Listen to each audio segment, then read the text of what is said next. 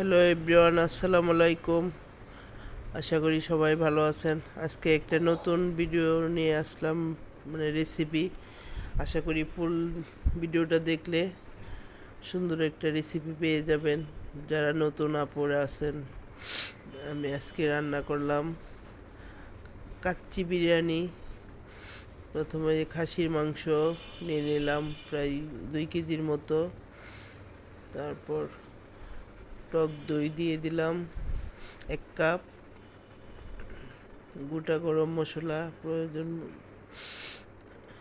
তারপর আদা রসুন পেস্ট 2 চামচ করে, তারপর পেঁয়াজ বাটা 1/2 কাপ, বাদাম বাটা 1 কাপের থেকে একটু কম, 2-3 প্রকারের বাদাম আছে এখানে। তারপর বিরিয়ানি মশলা 1 প্যাকেটের অর্ধেক। তারপর আমার নিজের হাতে বানানো গরম মশলা অল্প একটু।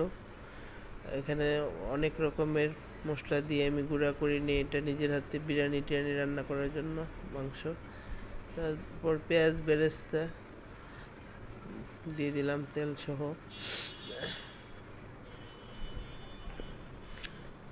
স্বাদ মতো লবণ দিয়ে ভালো করে মেখে মেরিনেট করে রেখে দিলাম 1 ঘন্টার জন্য। তারপর কাচ্চি মানেই তো আলু, আলু ছাড়া তো কাচ্চি হয় না, তাই আলুটা ভেজে নিলাম। তারপর 1 ঘন্টা পরে মাংসটা, এদিকে অবশ্য ভাত রান্না হয়ে গেছে বাসমতি চালের। রাইসটা আমি হাফ কুক করে রেখে দিয়েছি। তারপর লেয়ার করে নিচ্ছি। মাংস দিয়ে দিলাম প্রথমে, তারপর বেরেস্তা, আলু, তারপর ভাতটা দিয়ে দিচ্ছি।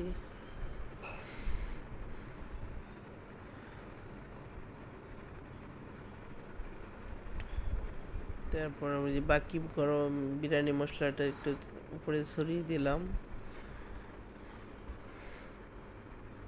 আবারও পেঁয়াজ বেরেস্তা কাঁচামরিচ সহ দিয়ে দিলাম। কাঁচামরিচের আলাদা একটা ফ্লেভার আছে, সুন্দর, এটা দিলে ভালোই লাগে। পর কেওড়া জল আর জাফরান দুধের মধ্যে গুলিয়ে দিয়ে দিলাম।